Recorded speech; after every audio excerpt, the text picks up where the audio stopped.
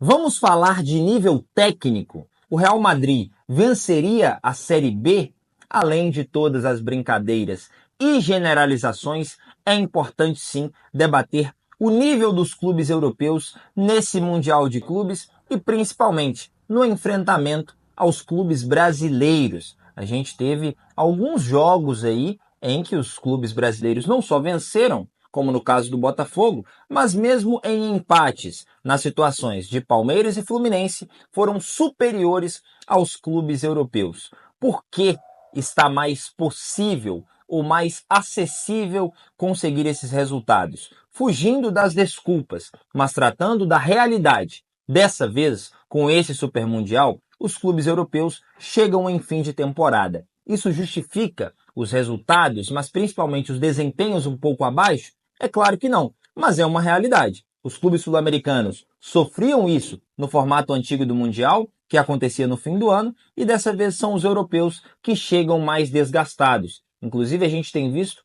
até alguns clubes poupando, né? Cerceando minutos de alguns jogadores para que eles não estourem antes do fim da competição. Além disso, o calor também é um ponto importante. Isso não impacta só os times europeus, mas todas as equipes.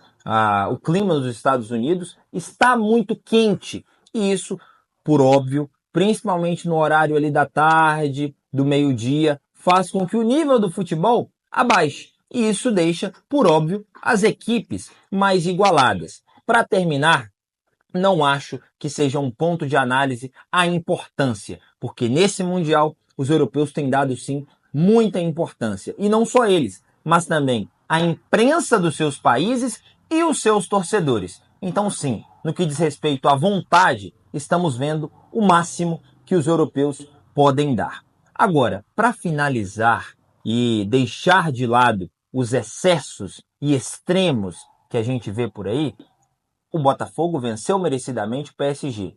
Isso não significa que o futebol brasileiro ou sul-americano está igualado com a primeira prateleira do futebol europeu. Quando a gente fala de PSG, de Liverpool, de Barcelona, da própria Inter de Milão e, quem sabe, por que não Real Madrid, que passa por uma reestruturação agora, a gente ainda está muito distante. O abismo ainda existe. Mas Fluminense e Palmeiras provaram dentro de campo que quando se trata da segunda prateleira, como o Borussia Dortmund, ou a terceira, como o Porto, aí sim o nível de enfrentamento está mais nivelado. Em outras partidas, o Palmeiras poderia perder para o Porto, o Fluminense poderia perder para o Borussia Dortmund, mas demonstraram dentro de campo que no que diz respeito a desempenho, a ideia de jogo, a organização tática, o futebol brasileiro e sul-americano, no caso do Boca contra o Benfica, subiu alguns degraus.